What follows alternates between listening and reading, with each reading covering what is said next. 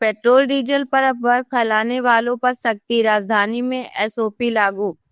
मध्य प्रदेश की राजधानी भोपाल में पेट्रोल डीजल की किल्लत को लेकर फैल रही अफवाहों पर अब सख्त कार्रवाई की जाएगी। हालात को देखते हुए प्रशासन ने कड़ी एसओपी लागू कर दी है।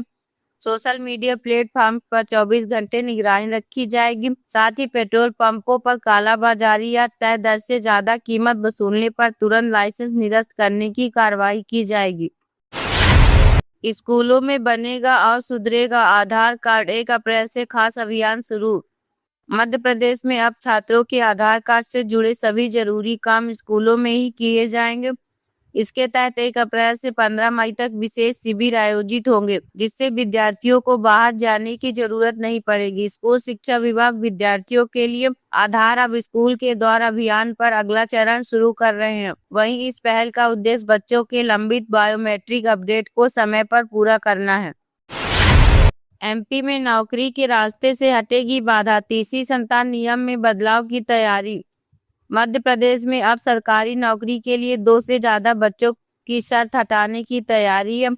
प्रस्तावित बदलाव के बाद अधिक संतान होने पर भी उम्मीदवार नौकरी के लिए पात्र रहेंगे। करीब 25 साल पुराना यह नियम खत्म किया जा सकता है। राज्य में 26 जनवरी 2001 से यह व्यवस्था लागू है, जिसके तहत तीसरी संतान होने पर सरकारी सेवा में नियुक्ति नहीं मिलती थी। एमपी के छिंदवाड़ा में दर्दनाक दुर्घटना, 10 यात्रियों ने गंवाई जान, 40 से अधिक घायल।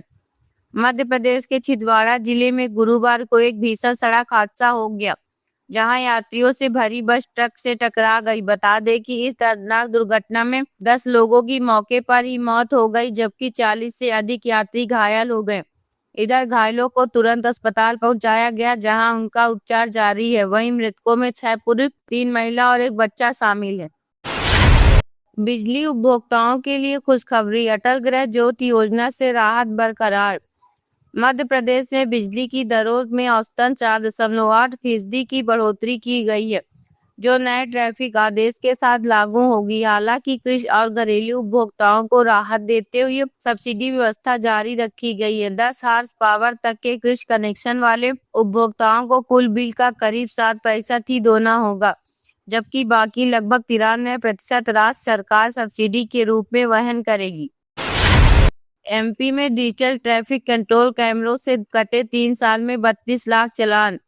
एमपी में ट्रैफिक नियमों का उल्लंघन करने वालों के खिलाफ कार्रवाई का तरीका तेजी से बदल रहा है। अब सड़कों पर पुलिस कर्मियों की बजाय निगरानी कैमरा ज्यादा सक्रिय हो गए हैं। बीते 3 वर्षों में प्रदेश में लगभग 32.5 लाख ई चालान जारी किए जा चुके हैं। वहीं मध्य प्रदेश ही नहीं, पूरे देश में अब ट्रैफिक नियम तोड़ने पर ज्यादातर कार्रवाई ई चालान प्रणाली के माध्यम से ही की जा रही है। देवास में पेट्रोल किल्लत का असर, कर्मचारी घोड़े पर सवार होकर पहुंचा बैंक। मध्य प्रदेश में इन दिनों पेट्रोल की किल्लत देखी जा रही है, जहां पेट्रोल की कमी के चलते बुधवार को देवास में एक अलग ही नजारा देखने को मिला। वाहन में ईंधन नहीं भरवा पाने पर एक बैंक कर्मचारी ने अनोखा तरीका अपनाया। वह अपने घर से घोड़े पर सवार होकर बैंक पहुंचा। वहीं इस अनोखे सफर का वीडियो भी युवक ने बनवाया, जो अब चर्चा का विषय बना हुआ है। एमपी एएसआई भर्ती में गड़बड़ी के आरोपी एसबी की पारदर्शिता पर संदेह। कर्मचारी चयन मंडल की एएसआई और प्रधान आरक्षक भर्ती परीक्षा को लेकर विवाद खड़ा हो गया है। आरोप है कि पेपर सी निर्धारित तिथि से 1 दिन पहले ही आयोजित कर लिया गया, जबकि एडमिट कार्ड में इसकी कोई जानकारी नहीं दी गई थी। इस वजह से बड़ी संख्या में उम्मीदवार परीक्षा से वंचित रह गए। आक्रोशित अभ्यर्थियों ने भोपाल स्थित ईएसबी कार्यालय पहुंचकर विरोध जताया और दोबारा परीक्षा आयोजित करने की मांग उठाई। क्रेडिट बंद होते ही पेट्रोल पंपों पर बढ़ा संकट, सप्लाई पर असर। मध्य प्रदेश में पेट्रोल पंपों को मिलने वाली क्रेडिट सुविधा बंद होने के बाद कई स्थानों पर ईंधन की सप्लाई प्रभावित होने लगी है, जिससे पंप संचालकों के साथ साथ उपभोक्ताओं की चिंता भी बढ़ गई है। बता दें कि पहले संचालकों को 8 से 10 दिन की उधारी पर पेट्रोल डीजल मिल जाता था, लेकिन यह व्यवस्था खत्म होते ही कई पंपों पर ईंधन की उपलब्धता पर असर दिखाई देने लगा है। अगले हफ्ते एमपी में प्रशासनिक बदलाव, कई आईएएस आईपीएस का होगा तबादला।